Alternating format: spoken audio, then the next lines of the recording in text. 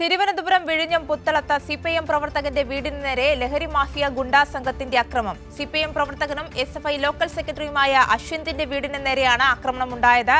കുറ്റക്കാർക്കെതിരെ അടിയന്തര നടപടിയെടുക്കണമെന്ന് സിപിഎം ജില്ലാ സെക്രട്ടേറിയറ്റ് അംഗം PS ഹരികുമാർ ആവശ്യപ്പെട്ടു. അവരുടെ ജീവിതമാർഗമായിട്ടുള്ള ഓട്ടോറിക്ഷ അടിച്ചു തകർത്തു, കട അടിച്ചു തകർത്തു, വീട് അടിച്ചു തകർത്തു. ഒരുപക്ഷെ അവരെ ജീവൻ ഇന്ന് തിരിച്ചു കിട്ടിയത് അവരുടെ ഒരു ഭാഗ്യം എന്ന് നമുക്ക് പറയാൻ വേണ്ടി കഴിയും. ആ നിലയിൽ വളരെ ഭീകരമായ ഒരു ആക്രമണമാണ് ഈ ഗുണ്ടയുടെ നേതൃത്വത്തിൽ, ഷാഹുൽ രാജ് എന്ന് പറഞ്ഞ ഗുണ്ടയുടെ നേതൃത്വത്തിൽ നടത്തിയിട്ടുള്ളത്.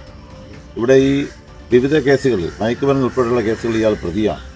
അപ്പോൾ ഈ പ്രദേശത്ത് ഉണ്ടായിക്കൊണ്ടിരിക്കുന്ന ഈ ഭീകരമായ ഈ ആക്രമണവും ഈ ഭീകരമായ ഒരു അവസ്ഥയും അവസാനിപ്പിക്കേണ്ടതായിട്ടുണ്ട്. നാട്ടിലെ ജനങ്ങൾ വല്ലാത്ത ഭയപ്പാടിലാണ്. സുലേഖ ശശികുമാർ വിവരങ്ങളുമായി ചേർന്നുണ്ട്. സുലേഖ, എന്താണ് ഇത്തരത്തിലൊരു ആക്രമണത്തിന് കാരണം? എന്താണ് പോലീസ് ഇതുമായി നൽകുന്ന വിവരങ്ങൾ?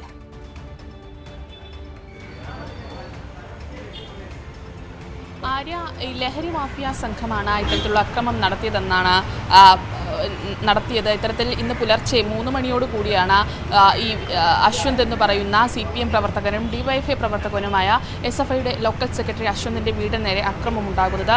ഈ വീടിന് മുന്നിൽ പാർക്ക് ചെയ്തിരുന്ന 2 ബൈക്കുകൾ, അതിനൊപ്പം തന്നെ ഓട്ടോയും ഈ അക്രമികൾ അടിച്ചു തകർക്കുന്ന ഒരു സാഹചര്യമാണ് ഉണ്ടായത്. ഈ ഓട്ടോ എന്ന് പറയുന്നത് അശ്വന്തിൻ്റെ പിതാവിൻ്റെ ജീവനോപാധിയാണ്. അതിനൊപ്പം തന്നെ ഈ അശ്വന്തിൻ്റെ പിതാവ് ഭിന്നശേഷിക്കാരനാണ് എന്നുള്ള കാര്യം കൂടിയുണ്ട്. ഇത്തരത്തിൽ ഈ ഓട്ടയടക്കം തല്ലിപ്പൊളിക്കുന്ന ഒരു സാഹചര്യമാണ് ഈ അക്രമി സംഘത്തിൻ്റെ ഭാഗത്ത് നിന്നുണ്ടായത്. വലിയ രീതിയിൽ തന്നെ നാശനഷ്ടങ്ങൾ ഈ കുടുംബത്തിന് ഉണ്ടായിട്ടുണ്ട്. അതിനൊപ്പം തന്നെ 35,000 രൂപ ഈ അക്രമി സംഘം തട്ടിയെടുത്തിട്ടുണ്ട് ഈ അക്രമത്തിന് ശേഷം എന്നുള്ളത് തന്നെയാണ്. കുടുംബത്തിൽ ഈ പുലർച്ചെ 3 മണിക്ക് ഈ അക്രമി സംഘം ലഹരി മാഫിയ അക്രമി സംഘം ഈ കുടുംബത്തിന് നേരെ വലിയ രീതിയിലുള്ള അക്രമം നടത്തുകയും ഈ പണമടക്കം തട്ടിയെടുക്കുന്ന ഒരു സാഹചര്യമാണ് ഉണ്ടായിട്ടുള്ളത്.